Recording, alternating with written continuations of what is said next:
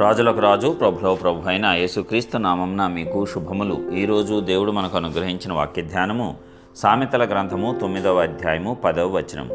యెహోవాయందు భయభక్తులు కలిగి ఉండుటయే జ్ఞానమునకు మూలము, పరిశుద్ధ దేవుని గూర్చిన తెలివియే వివేచనకు ఆధారము.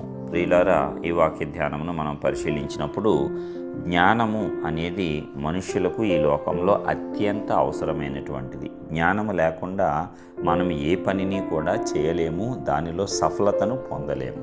జ్ఞానవంతులు అన్నిటిలో కూడా సంతోషముగా జీవిస్తారని మనకు వాక్య లేఖనాలు కూడా స్పష్టం చేస్తూ ఉన్నాయి. అందుకే దేవుడు ఆ జ్ఞానమునకు అంత ప్రాధాన్యత అనుగ్రహించాడు. మరి దేవుడు కూడా సమస్త సృష్టిని జ్ఞానముతోనే చేయటము మనం చూడవచ్చు. ఆయన జ్ఞానమును మనమైతే పరిశోధించలేము, పరిశీలించలేము. అది అనంతమైనటువంటి జ్ఞానము. మరి ఆయన చేసిన సృష్టి ఆయన యొక్క జ్ఞానము గూర్చి వివరిస్తూ ఉంటుంది. అందుకే ఆ సృష్టిని మనం పరిశీలించినప్పుడు మనకు ఆశ్చర్యము, ఆనందము రెండూ కలుగుటలో అతిశయోక్తి లేదు. ఎందుకంటే అంతటి జ్ఞానముతో ఆయన సమస్తమును కూడా సృజించటము మనం చూడవచ్చు. మరి అలాగా ఎవరైతే అలాంటి జ్ఞానమును పొందుకుంటారో వారు ఎల్లప్పుడూ సంతోషంతో, దీర్ఘాయువుతో, ఐశ్వర్యంతో జీవిస్తారని వాక్యలేఖనం చెప్తుంది. మరి ఆ జ్ఞానం ఎలాగా మనకు లభిస్తుంది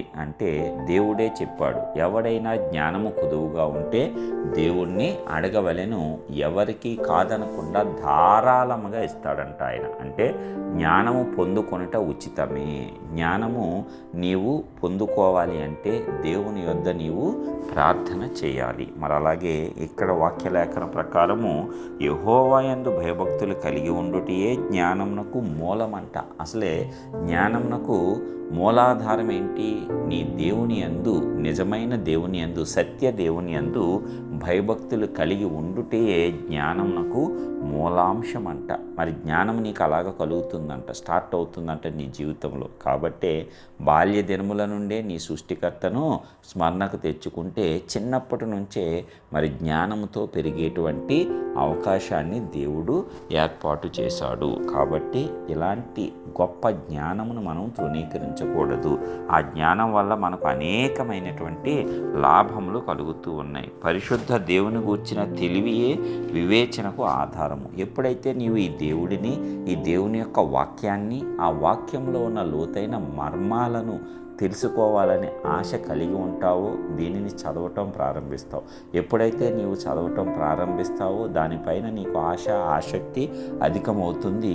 దానిలో ఉన్న సమస్తమును తెలుసుకోవాలనేటువంటి ఆ యొక్క జిజ్ఞాస నిన్ను దేవునిలో ఇంకా లోతుగా నడిపిస్తూ ఉంటుంది. నీవు దేవుణ్ణి అడుగుతావు, నాకు మర్మములు బయలుపరచు అని. దేవుడు వాటిని నీకు బయలుపరచుట ద్వారా ఆ పరిశుద్ధమైన పరలోక జ్ఞానము నీ యొక్క లోక జ్ఞానం కంటే అత్యధికంగా నీలో పనిచేయటం వల్ల లోకస్తులు కూడా నీ జ్ఞానమునకు ఆశ్చర్యపోవటం అనేది నీవు చూడవచ్చు. మరి దానియేలు కూడా వాక్య లేఖనాన్ని ప్రతిరోజు చదువుతూ ఉన్నప్పుడు ఆయనకు అర్థం కానిటువంటి విషయాలను దేవుణ్ణి అడిగి నాకు దీన్ని దయచేసి తెలుపు అన్నప్పుడు దేవుని దూత వచ్చి వివరించడం మనం దానియేలు గ్రంథంలో కూడా చూడవచ్చు. కాబట్టి ఈ దేవుని యందు భయభక్తులు కలిగి ఉందాం, దేవుని వెతుకుదాం. అదే మనకు బుద్ధి, జ్ఞాన, వివేచన, తెలివి పుట్టించేటువంటి కార్యము. కాబట్టి అనుదినము దేవునిని, ఆయన వాక్యాన్ని అనుసరిస్తూ వెతుకుతూ మనము ముందుకు సాగి ఆ జ్ఞానంతోనే ఈ లోకంలో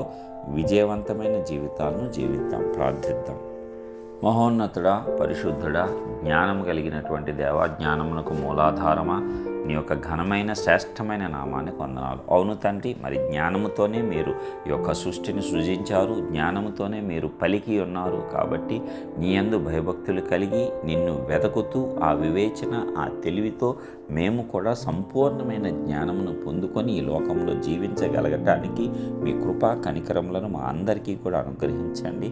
ప్రతి ఒక్కరము కూడా నీ విశ్వాసులుగా జ్ఞానముతోనే ఈ లోకంలో జీవించి ఆ జ్ఞానముతోనే అపవాదిని, వాడి యొక్క శోధనలను అన్నిటినీ కూడా జయించి విజయవంతమైన విశ్వాస వీరులుగా, నీ బిడ్డలుగా నీవు మాకిచ్చిన స్వాస్థ్యాన్ని కాపాడుకునేటువంటి వారముగా తెలివి, జ్ఞానము, వివేచన, బుద్ధి కలిగిన హృదయాలను మా అందరికీ కూడా అనుగ్రహించి కాపాడి మీ నామాన్నే కనపరచుకోండి. యేసు నామమున ప్రార్థించి పొందుచున్నాము తండ్రి. ఆమేన్.